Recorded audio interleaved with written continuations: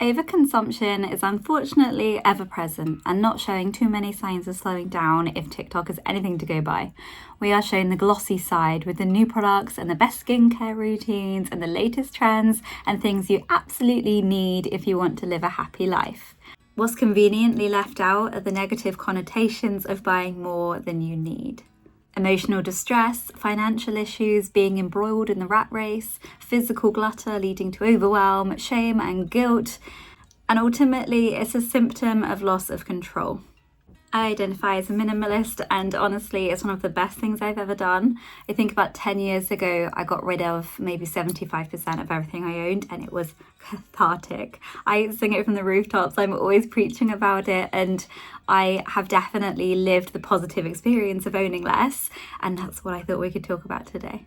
Primarily underconsumption, which is of course the buzzword currently, but I do think that's just minimalism and anti-consumerism with a different hat on. I think they all come under the same umbrella, and I've identified 5 ways that by focusing on this way of living, on slow living, on not consuming more than you need, on not focusing on a surplus of anything, it can increase your happiness. And like I said, living proof it has for me.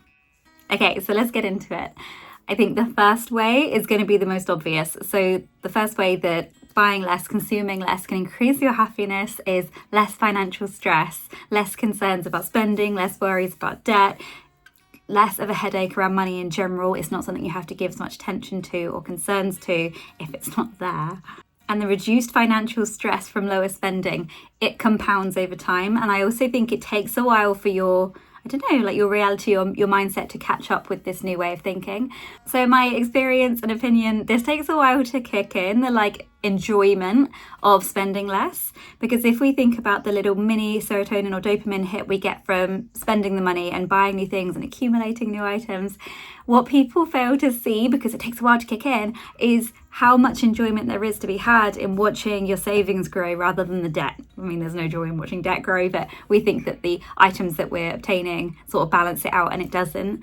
And obviously with savings, it takes a while for them to accumulate and grow and look wonderful. So we have to have that patience and faith that that's going to feel so much better.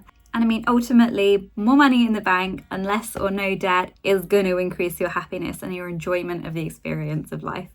The happiness found in purchasing is false and fleeting, but this is sustainable and real. So the second happiness consequence of owning and purchasing less and under-consuming is less clutter and a simpler environment. And as I was it profligating? Is that the word? Profligating about earlier, was that it's addictive. It is such a wonderful feeling. And I was only talking to a client about this yesterday, that the feeling of being in control of your environment and knowing where things are and not feeling a scarcity mindset is game changing.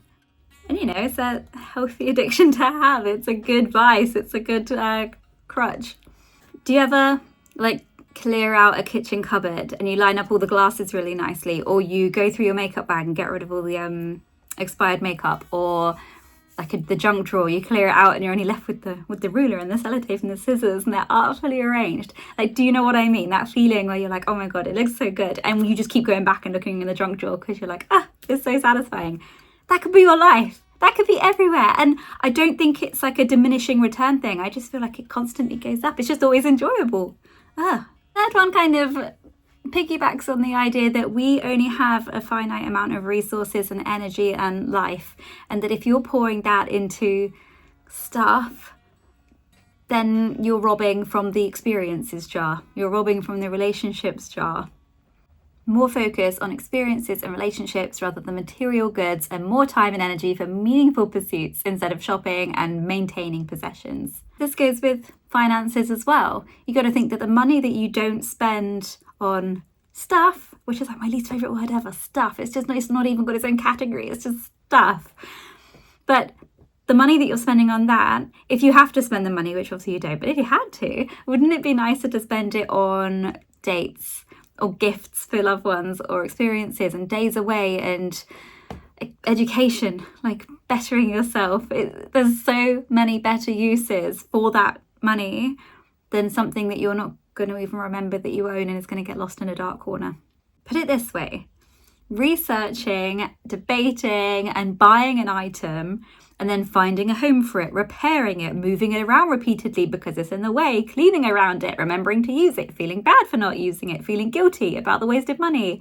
It all takes energy. All of this is wasted potential that you could be putting somewhere else.